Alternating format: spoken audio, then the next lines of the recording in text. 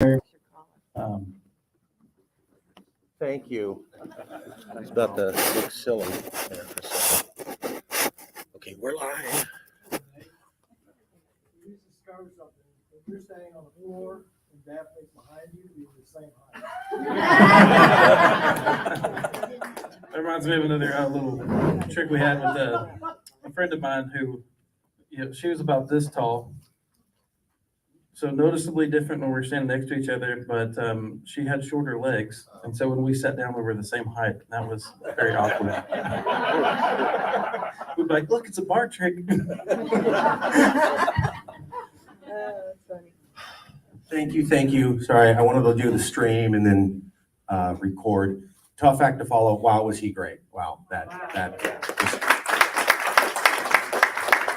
power like that exists in the universe. It's absolutely true. I won't go into it. I have some own stories, but it's off topic. So I wrote this book in 2012. This is the book that started CalExit.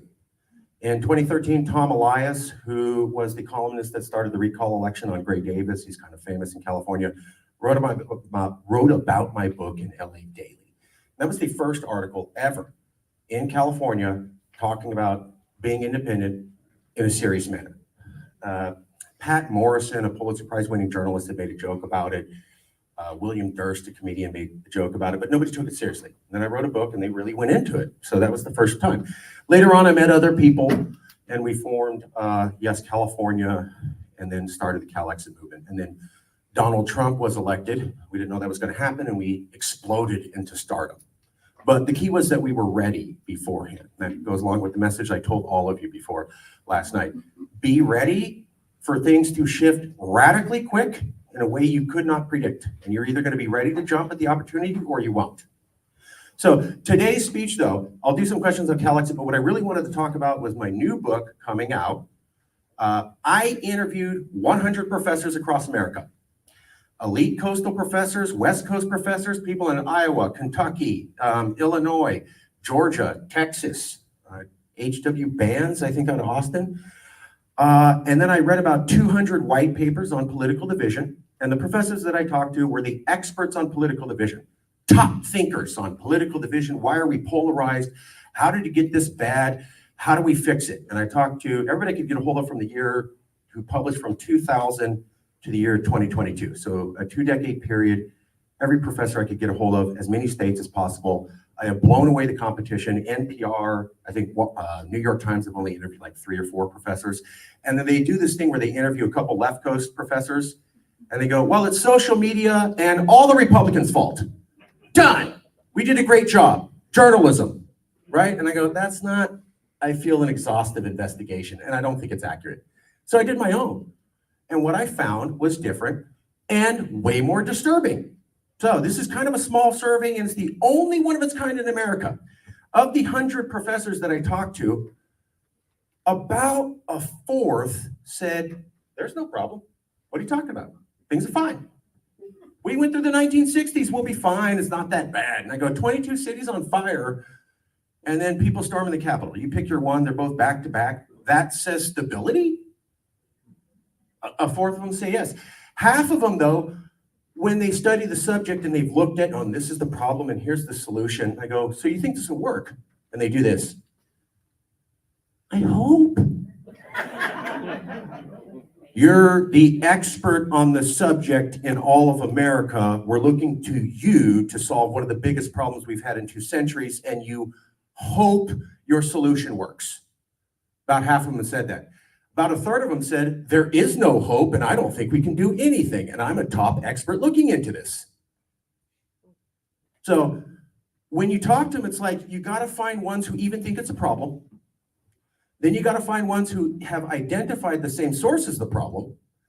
Then you have to find ones who agree on the solution to the agreed problem. And then here's my favorite part. And I will give liberals the benefit because I'm a liberal, but I have 2 working eyes. Everybody knows, if you know me, I've said that. The university bias in America against conservatives is worse than anything you've ever heard. I have talked to liberal professors who are worried about that because they say, why will people believe us if we're all of one political ideology. We kind of cut ourselves off. Some of them, a minority, a very small minority, are aware. And I salute those liberals. They go, I'm liberal, but this isn't fair.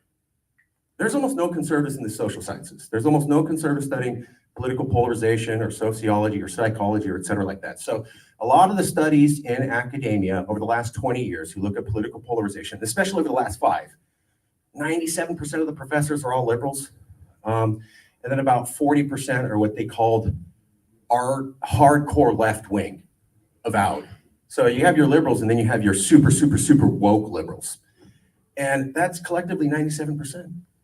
So let's say you find someone who says we have a problem, and then you agree this is why we're getting here. And then you agree on the solution. And then they come out with the solution. Hey, everybody. Hey, America, we figured out how to bring us all together. It's basically all your fault, Republicans, and you're kind of bad people. So you just need to change what you're doing and then stop thinking that way. And all of us liberal professors who represent 97% of academia agree with that. Is that something you're going to buy? No. Right.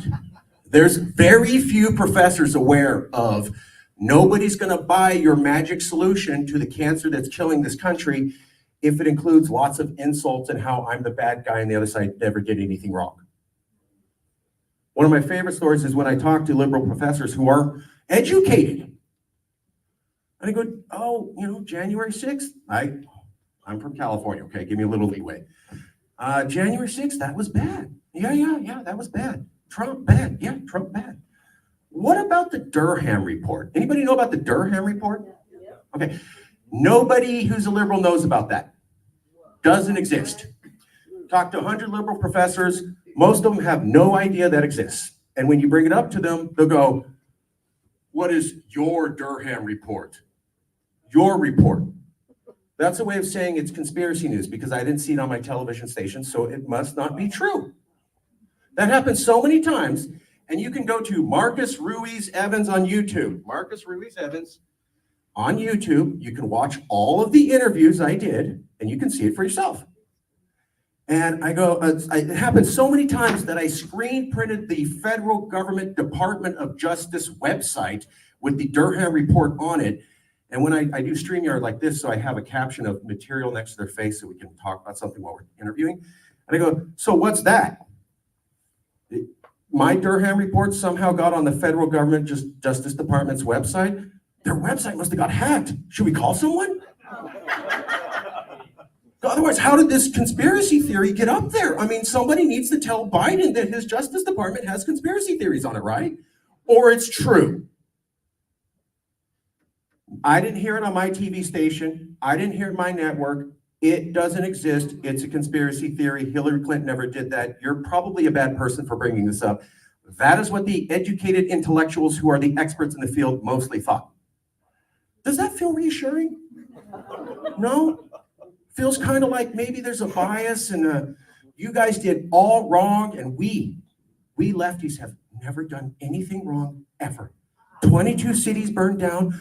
Not one person was responsible for that. Not us. That was cops or Proud Boys impersonating BLM. Not one person. But before you laugh, I interviewed the QAnon shaman. And I asked about January 6th. Not one person did anything wrong. Those were all secret FBI agents and Antifa dressed up like this. And I go, isn't it interesting? Or have you ever heard this? That when I talk to BLM members, they say the same thing. Not one of our members did anything wrong. That was impersonators impersonating that. Every single one of us is the same. And then when I talk to people who went to January 6th, not one of us did anything wrong. Not even one person. Nope. All FBI agents, all Antifa impersonating. And I go, are you guys aware that you're saying the same story? Neither one of you can take credit or responsibility for even a person being in the wrong. That's not a good sign, folks. You can't recognize the Durham report. Trump did all this. Hillary did all this. Let's not talk about it. That's your conspiracy theory. I don't buy it. I don't even know about that. My site's perfect. Your site does everything wrong. Why are they in jail? I will do a slight digression on that because I want to stay on the topic. It was scary. I think the nation was, I'm not This is, you asked, I'm gonna give you a quick response. So I think the nation was scared. And just like after 9/11, we got hurt, someone has to be punished. That's America. We don't go, well, it's nuanced and we need to look into it and we'll find the bad guy eventually. And actually, we're all kind of partly bad and no. Bad guy, get him, go away. USA, right? That's what we did after 9/11. That's what we do. This is how we handle problems. We bomb, we kill, we jail. We don't take time to like really investigate and figure it out. Maybe after we've made mistakes, we do. So anyways, what I wanted to tell you is the reason why I'm giving this speech is that Texit and CalExit will definitely happen. And the reason is that you as Americans do not have the willpower or the ability, and your experts don't have agreement to bring us together. Let me explain a little bit. So some experts said gerrymandering is the problem. The Senate grew in polarization at the same rate as the House. That defies gerrymandering. Can't gerrymander those districts. So there's a lot of people saying, no, it's not. Some people see primaries make extreme politicians. There's states without primaries and they still had extreme politicians. So kind of a hole in that theory too. Some people say social media. We just got rid of social media and Facebook and Twitter. We go back and go, social media wasn't a problem in politics till 2014. We had polarization in 1990, 96, 2000, 2005. How'd that happen? Without social media. Also, who is the most polarized electorally, according to studies, of all voters? The youth or the elderly? Oh, you got it right. The last group got it wrong. Yes, the elderly are more polarized than the youth, according to voter registration polls, etc. The elderly don't typically use social media. So how's social media the problem? Oops. Okay, well, maybe it's not that, or not gerrymandering, not that, okay. It's the media, the news media, that's right. The news media takes extremist politicians, puts them on TV because they know people will watch, they can sell advertising. The politician gets airtime, which equals donations. I'm good, thanks. Sorry, I'm sweating. I'm a sweaty Mexican, that's all right. I did, and I can say that. Then I can go back to California, they'll have to deal with it. What was I saying before that? Media. So I said, okay, we're gonna fix the problem by telling politicians don't do the thing that gets you donations when most politicians have to spend 80% of their time getting donations. That's not gonna work. You're gonna take money out of Congress? Sure, good luck with that. We've been trying that for 50 years. So you wanna deny politicians the thing that gives them cash, and you wanna deny the media, which is corporations, the thing that brings them record profits. Good luck. Good luck with that. By the way, constitutionally, you can't tell a company to do something that's not profitable. So then we go, okay, well, I had a list. Trump. It's all Trump's fault. America was perfect before Trump. Trump came, he alone, one man, destroyed the whole thing. Sounds plausible, right? Okay, yeah, because there's layers to the government. There's federal, there's 3 different departments. Unless he was 15 different people with one mind, a hive mind, that's not possible. The other thing is, I said, okay, so liberal professors, we get rid of Trump and everything goes back together? No, those MAGA people, wow, I thought they were gonna change their mind and they just don't, especially after January 6th. I think they're always gonna think that way. Almost like they thought a certain way and that's why they voted for Trump. And just because he's gone doesn't mean they gave up on those ideas. Huh? How weird, how strange. Then they go, oh, it's the economy. It's the economy, global trade. We ship jobs out. People are poor, people are rich, there's a wealth gap. Well, okay, and I'm a liberal, and I go, look, I didn't really like Trump, but didn't he try to bring jobs back to America and didn't half the country fight him every step of the way? He did bring jobs back. So what are we gonna, we're gonna double down on that? I mean, they said he was a horrible person for doing that, and half the country fought him. So we're probably not gonna have a real good effort at bringing jobs back. So if you look at gerrymandering, primaries, polarization, and there's another one. One-party dominance. There's some professors out there very smart who said, if you look at the last 200 years, there's always been one major party and one minority party. And that basically forced them to have to agree on legislation because the majority. And then basically since the 1990s, we've entered into a unique period in American history where we don't have a majority party. It's 51-49, 51-49. That is unseen in the last 200 years in US history, basically is what I'm being told. And it's a unique phase because it's always been one majority party. It used to be Dems, then it was Republicans, and throughout history. We don't have that anymore. And it's kind of a bizarre phenomenon and they don't know how to fix it. unless one party becomes dominant again. I go, well, how do you know that's going to happen? We've had close elections for the last 3 decades. So there's no sign of that being fixed. And they said, okay, well, it's the Constitution. That's right. The Constitution and the Electoral College, we get people elected as presidents who people didn't want. If we got rid of that, we could fix America. Okay. 35 states, 45 states benefit from the Electoral College, benefit from having 2 senators. If you got rid of that system, every election for the presidency in America would be decided in Texas, California, and New York City, period. You could ignore the rest of America.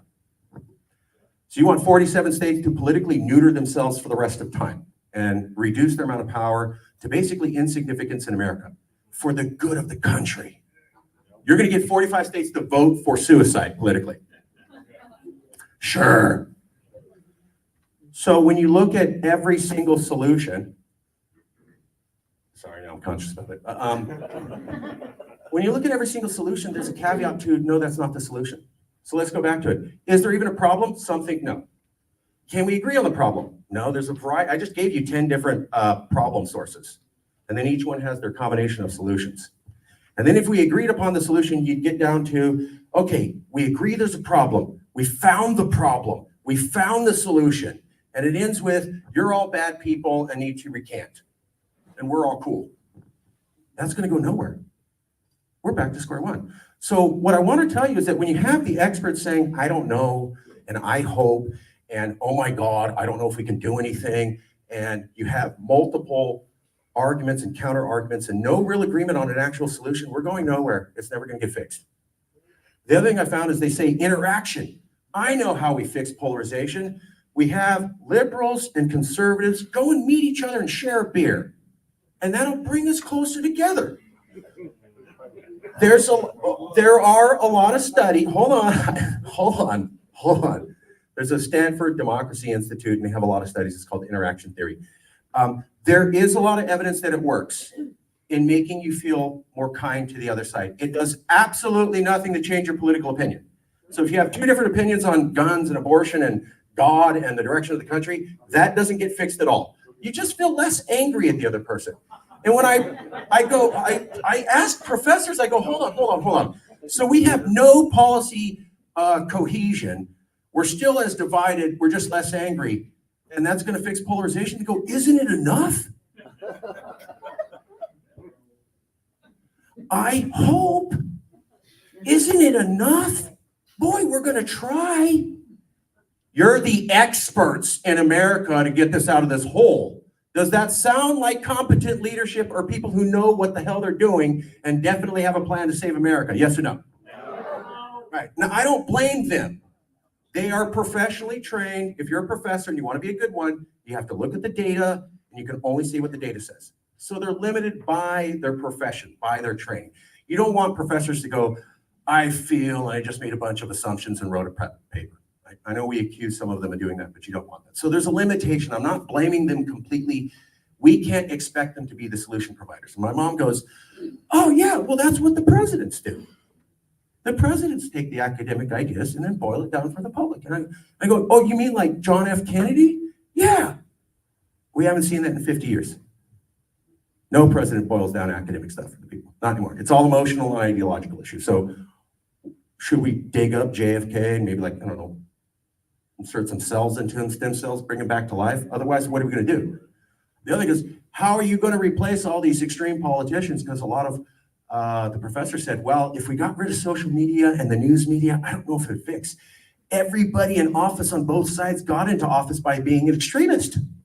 They won. And then you're going to change the system? That means they're out of power. So you want Congress to optionally vote to change the way elections won so that everybody who's in there can lose in the future. Right. That's going to work. So we're back to there is no solution. There is no agreement. We don't have what it takes. And one of my favorite things was they said interaction theory. Mark, we just need to get liberals and conservatives talking to each other. I go, great, have you done it? 2 out of 100 professors actually did it while talking about how it's a great theory. And I go, by the way, if you're in downtown San Francisco and you go to Starbucks and you talk to a Republican in San Francisco, it is not like a Republican in rural Texas. Sorry. My Mexican side comes from a town called Dumas outside Amarillo, not Amarillo, Amarillo. They don't think anything like us California Mexicans at all. And I kept seeing the Democrats going, blue wave, Mexicans are coming, automatic Democrats. And I go, you clearly haven't met Texas Mexicans. I don't you just haven't. Look at these Julian brothers, they're so clean cut. And I go, these guys are not from rural Texas. I'm not, but my cousins are. And we had a lot of conversations and realized, stop talking politics. It's going to go nowhere.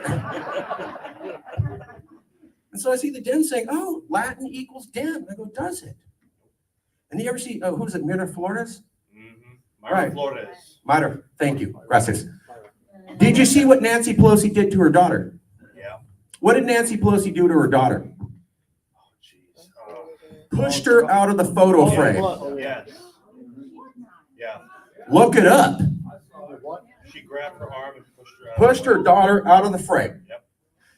I'm Mexican, half Mexican. I grew up in California in the 1990s. I saw that then. It was called racism. We don't call it that now, I guess. Nancy's cool. It's cool to shove little Latin kids out of the picture. She was sending her out to Walmart. I'm just saying they got mad because Flores defied their theory they'd had for 20 years, that all Mexicans are Democrats. Well, actually, they're not. It's almost like Latin people think for themselves and have different opinions and are able to make up their own mind, and they don't all agree on what's weird, strange. I know. Well, hey, our governor in California, we had the recall election, and he said, everybody who backs the recall election is a white supremacist. So I went to my mom, who's full-blood Mexican and backs the recall election. I go, you're a white supremacist, Mom. Did you know that? I can't hang out with you anymore. So sorry, no more Thanksgiving. I can't be part of this. I'm in California. And she starts laughing and laughing and laughing. And then I hold the newspaper up in front of her. And she starts to cry. Because she realizes that that kind of garbage can go forward now. You're a Latin white supremacist because you wanted to recall the governor. And then when he wins the recall, what does he do? Does anybody remember that? He insults Latin people for not backing him enough. Why didn't all the Mexicans back me? Because most of them work in blue-collar jobs and you told us all to stay home, which made them poor and destitute. Maybe you didn't even know your own people, Governor. So, white supremacist Mexicans, all you bad people, you damn Mexicans, you didn't back me. I'm Gavin Newsom. Don't you know that? How many of you have heard that story? Most liberals don't know that story. Most liberals don't know that Bill Maher used the N-word on his show and got a pass. Ice Cube came on a show and go, it's cool. I like Ice Cube. And I was like, what are you doing? You would never do that. Why does he get a pass? Yeah. Bizarre. Bizarre. Joe Biden's obviously said things like, white kids are is good. Yeah. So you never hear about these things. And what the dynamic is in the narrative, and why I'm bringing it up, is that you guys all do racist stuff and the left never does. Does that sound true to you? No. Right? We just talked about 3 examples, but if I talk to liberals about that, they have no idea. When I talk to liberals and I go, Kamala Harris. Oh, gee, that's what you wouldn't take mine. He's from California. That's right. That's right. The lone Californian. By the way, I've never met him before. He's a supporter of CalExit, and we met here at the Texas movement. So think about that. Here's the big point. In history, you can talk to a historian or anthropologist, sociologist. In history, when the center of a government weakens, the peripheries leave. Last 10,000 years. If America cannot come together as a cohesive whole, if it continues to fall apart politically, ideology, the peripheries will leave.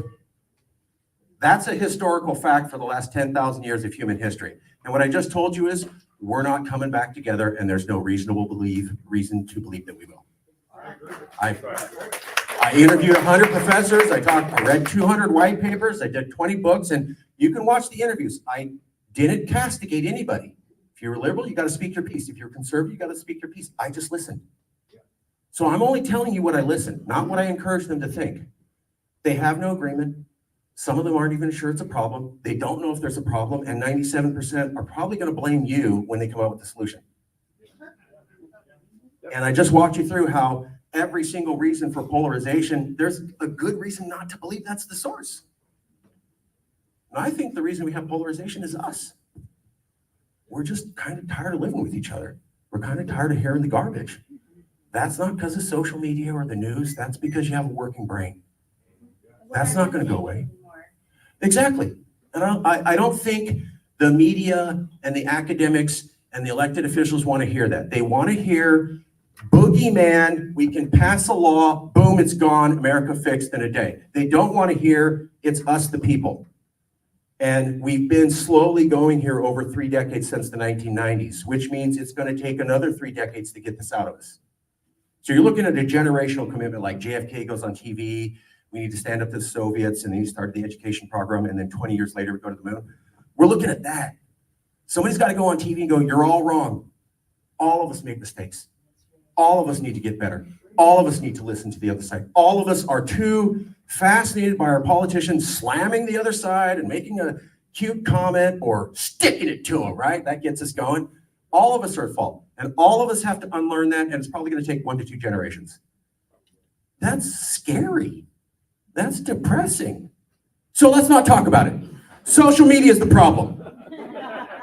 I've asked many professors this, and I go, this is my own theory. Does that sound crazy? And they go, no, that doesn't sound crazy at all.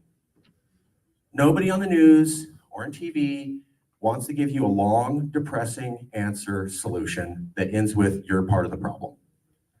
Someone else is the problem. That's the boogeyman. If we got him, everything goes back. That's what you guys want to hear because you're part of the problem.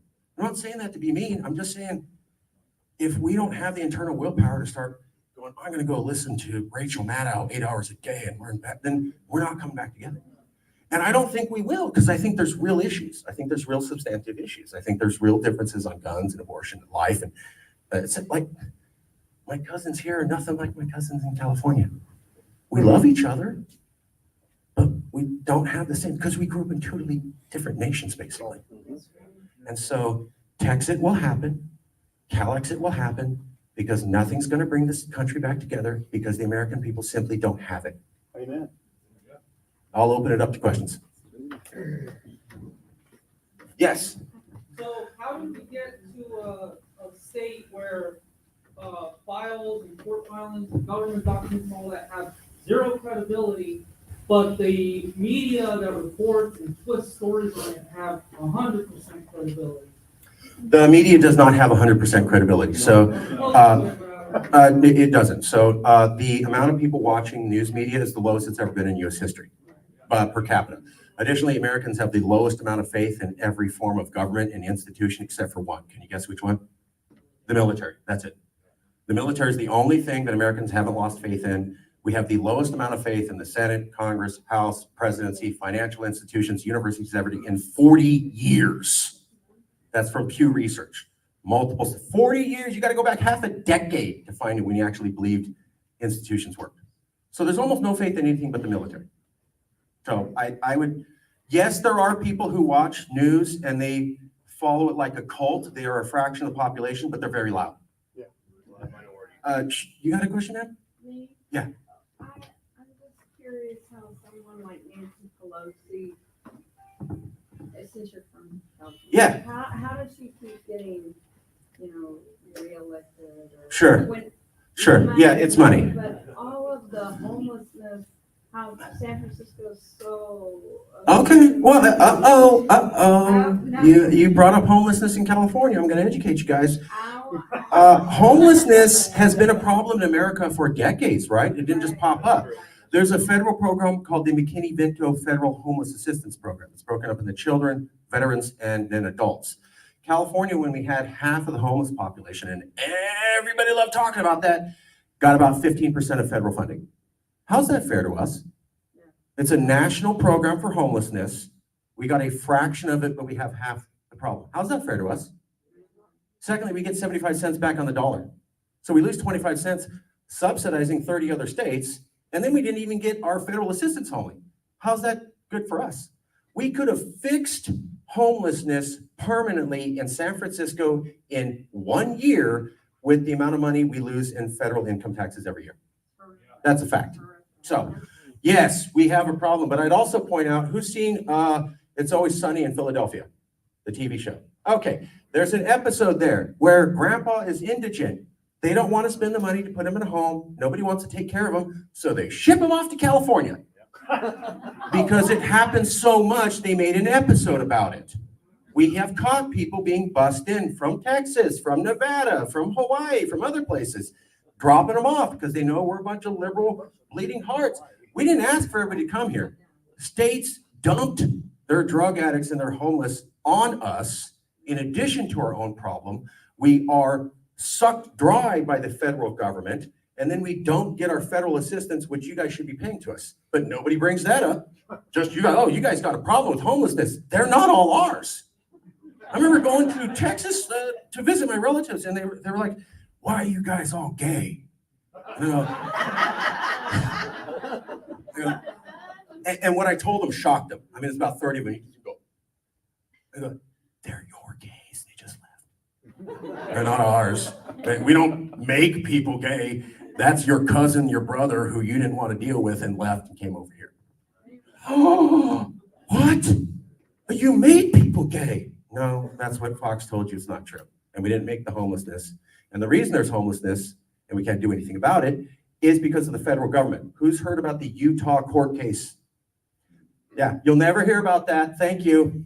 So in Utah, there was a man who was living outside of a Walmart, and they policed him and they moved him away. And then he sued the federal court. And so now in the Ninth Circuit District Court, which covers Utah and California, you cannot physically remove homelessness because of that federal court case. Find the court case. Yes, you'll never hear about that, right? It's a federal court case, and it happened a year before the homelessness problem exploded in California. What an incredible coincidence that the federal government removed our ability to have police remove the homeless, and it's because of the feds, not from California. That's why I'm for CalExit. People don't know this stuff. It's easy to go, oh, we're all. Oh, that's it. Thanks, everybody.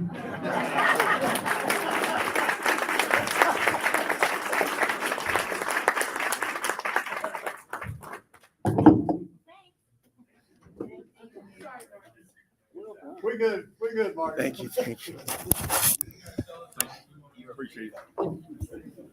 Not bad, bro. Thank you for that. Thank you. Great info. Thank you. Sorry. Yeah. Marcus, interesting perspective. Thank you. It's good to know there's no problem.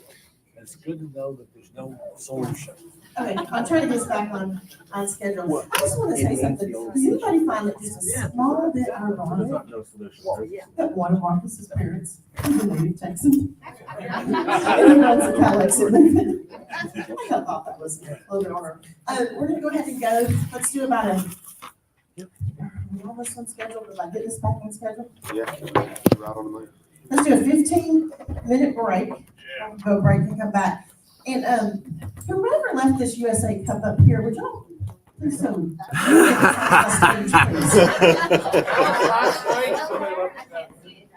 don't know who it is.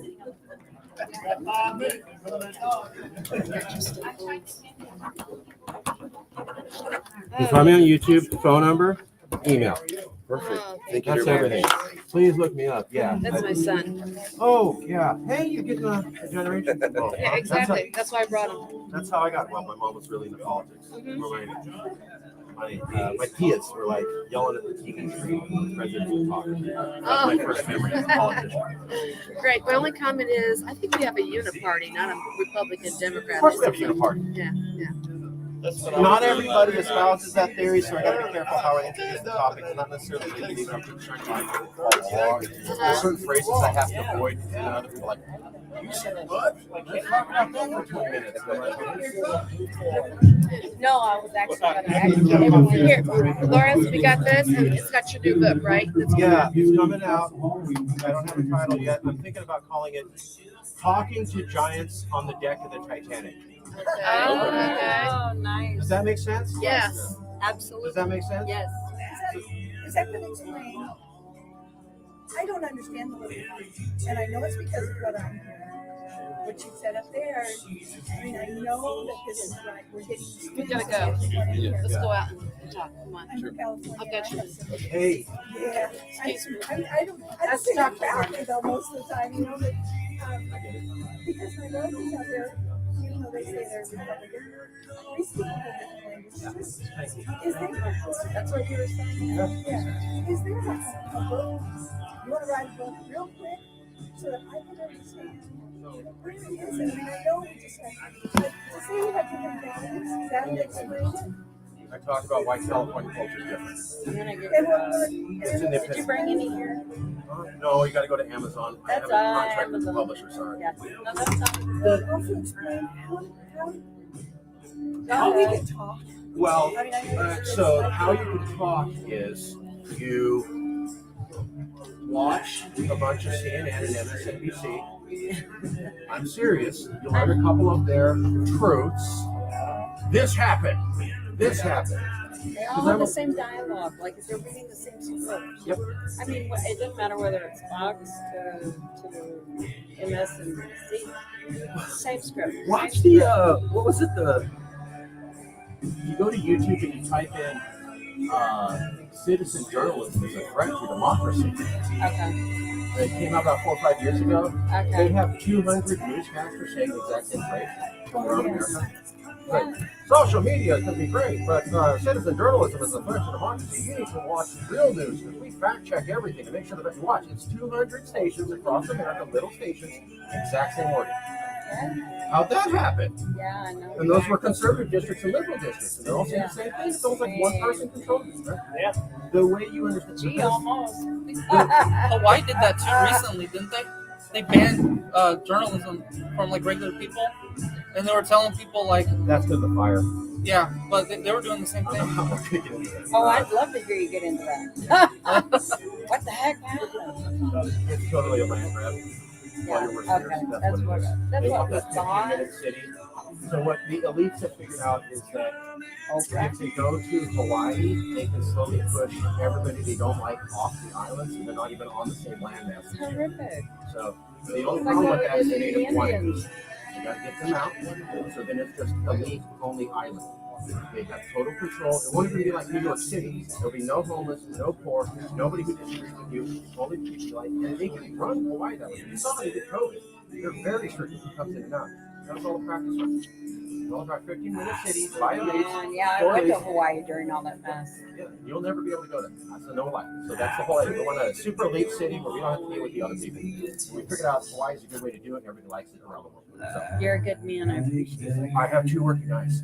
That's what it is. You're a good man. The, I just hate what's happening. How, like, from what we see, companies are leaving, you know, because of all the smash and grab and everything in that. I'm like, what can we do? that's our fault, and we have to fix it ourselves. That was a voter initiative, really stupid, that we passed.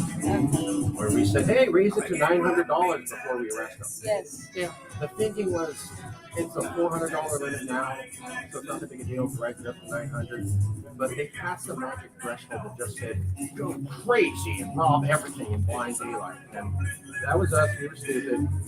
There is some breakaway because Gavin Newsom is largely the source of the problem. He's a prince. He's not a king. Yeah. He doesn't really have any. He doesn't know what he's doing. Yeah. He looks good at the job. So a lot of the regulations are that way. The other thing is we like regulations, we like taxes, and that is absolutely stupid. I totally agree. That's us. That's our fault. We have to fix that on us. I will say this though. I went on Laura Abrams on Fox, and she presented the same thing. They won't share that episode because I embarrassed her. So she said, "Oh, California, you're losing all this money. You're going to go broke." No, the people leaving are like 7-Eleven managers. We have people who are tech billionaires coming in. So we're actually making more money, and we're giving people who are starting to hire new engineers. We're losing low-level workers who can't make enough money to live there. That's why they're leaving. So you're low-level those, that means you weren't high up in the corporate industry. So we're getting super focused people who are making coal industries, want these jobs, bringing billions of dollars, and we're losing people who made $80,000 a year. We're going to be just fine. Laura Ingram's like, what? And I go, yeah, it's in that same report you're looking at. You didn't bother to read the whole report. So if you actually go to the source of that data, they'll document that, but nobody ever does that. So yes, it's true, but it's not the whole picture. Yeah, The whole picture we're going to find. Although I don't like the idea of people leaving California. They can't afford it. No, it's not at all. Part of that is 1/4 of the economy is based upon hope. So the only way you're going to get rid of homelessness is to reduce housing and make housing more affordable. You have to reduce the value of homes. So go tell every homeowner and middle-class person in California, we need you to lose $150,000 in equity for the good of California, okay? It's gonna happen anyway. It's gonna happen anyway. Not the values are only going up in California. Do you have a podcast or anything? Do you have YouTube? Marcus It's on Ruiz here. Evans on YouTube. Talk about this all the time. You can see the interviews with the 100 professors and all the I would stuff. love it. Yeah, Okay. check me out on YouTube. Okay. You want my email? I'm gonna get, yeah. The question is, did you ever see what Barack Obama said when he watched Fox News? Obama said if he watched Fox News for about a week after he was done being president, he goes, if all I watched was Fox News, I hate myself too. Oh my gosh. You can look it up. He said that. So I even put watching Fox. it's the point is that you want to understand the liberal mind. Watch nothing but CNN and MSNBC for an entire week. Don't watch anything else. You'll get it. It's a separate worldview from what you're getting because it's packaged that way by social media and media. The liberal mind isn't based upon a separate way of thinking. It's because we have one party, they have two parties, and then they have their media structures underneath them, and they are pushing separate narratives. That's why we can't talk. The way that, as a liberal, I've been able to talk to conservatives is I realize that everything is real. And so we start going, hey, I'm a progressive, I'm a liberal, but I recognize Hillary did wrong too. Yeah. Oh, Yeah. maybe you're not brainwashed and a cultist. That opens up the dialogue. That's, oh, yes. So if you want to talk to liberals, easy way, start with saying January 6th is horrible, and the worst thing ever. They'll open up. I'll just say, I was there. You don't have to agree with that statement. I'm giving you a tip. I'm not saying No, you have to agree. but I was there, and I didn't see any of the stuff that went on, but people were praying in groups and singing praise. Yeah. That's the part I saw, Yeah. but I went there to go to a medical freedom, freedom from medical. Anyway, so that's what I was at, that rally. I know that So I most never people went to the Capitol. Right. So if you look at the media narrative, all 13,000 people went into the house. That's Yeah, not possible. it is impossible. Right, it's not even, my dad was showing him, their dad, you're an engineer and an architect. You can't even fit the money in the building. Let's go over the schematics. He's just like, I'm watching MSNBC, so that can't be true. Oh, His own education got violated by the movie. how do you feel about Tucker? Tucker, I really I've been don't on the show know. twice. Okay. Oh, really? Yeah, 2 or 3 times. Okay. Those are all removed. Well, except on my channel, you can find one. I want to have my know. personal reservations about him, but I will say this. I think he's one of the last truth tellers. I think what he says is actually how. I think he has a very particular bit, but when he speaks, he honestly believes that's what it is. And I think he's one of the few people that's actually Okay. right. I'm just at the point I don't trust anything. And I don't want to feel that. I don't even watch domestic news when I want to understand America. Yeah. So I watch French, English, Filipino, Japanese, Okay. UN, Arab news about America, or about America. I don't watch domestic sources at all. Gotcha. I stopped watching Fox and MSNBC. Yeah. I hear from my friends. When I go to foreign news, you can get a better picture of what's going on here from foreign press. Because they're not copy pasting. It's not somebody over the top and it's in. You got to write a story. So like the BBC and the Daily Mail will do a better job covering things in the US than we do. Nobody owns them. Okay. You watch the Durant? What? The Durant? The Durant? You're not familiar with that? No. Okay. What is that? It's a channel on YouTube that's run by Alex and Alexander. They cover a lot of foreign stuff. They cover a bunch of countries and stuff like that. Huge. I watch. They're pretty big. I'll have to look at Durant. Yeah, they're called the Durant. I like foreign policy. I think it relates to this. NATO is going away. We lost the war in Ukraine. And before that, they weren't even sure that NATO was working anymore. Yeah. Japan and Canada were looking for new allies. So we don't have stability. We also turned our back on the Kurds. That was horrible on the world stage. So we don't actually have this reputation of staying strong for our allies, for our longtime allies feeling that we're stable. That's never happened in 70 years. The other thing I was saying last night, I did a speech. I mean, if you don't think Texas is going to happen, you got to be like brain dead. The U.S. dollar is going away. Yes. Dollar's going away. You're not going to have a dollar like like your parents, like your grandparents. It's going away. We're going back to the 1930s level of American influence. Nobody remembers what that was. We were a third-rate European power. We weren't even inviting to the UN. Or maybe if they felt like it. Everything was decided in a year. We didn't have the money. We were a bigger economy, but we weren't a major player. People used outhouses. They didn't have telephones. That's true. I'm old enough that my grandma was alive in the 30s as a young girl. Yeah. And she told me, no. Things used to be like Central Africa in America. We don't like talking about that. Yeah. We didn't have plumbing, roads, telephones. We had shacks and outhouses. That's what they have in Africa. Okay? It was because of FDR's deal that we started getting out of that. And then Eisenhower in the 1950s. We forget that. Do you think we're going back that way? If we don't have the U.S. dollar, like we've had it, our dollar's inflated. So the dollar doesn't know what it is because it's a world trade currency, and everybody has to use U.S. dollars. So that goes away. It's going to deflate to the actual value of the dollar, which is significantly less than what we're used to. So imagine going to Walmart and you can buy half of what you used to. And it's always that way for the rest of your life, and your children's life, and your grandchildren's life, because the majority of the economy has moved to Asia at a seismic shift we haven't seen in 2 centuries. The last 100 years, America and the West own 60% of the global economy. In the next 20 to 30 years, we'll own 25%. We went from we own 2/3. We got to do what we say to. Fuck off! You're a minority partner. I don't have to listen to you at all. We can fund it on our own. Most 60% is going to be in Asia between China and India. We're just not going to have the money. We're not going to be an influence. We've already lost our allies. They're already shopping around. We're using us dollar. We're not going to be. We're going back to the 1930s level of geopolitical power with America.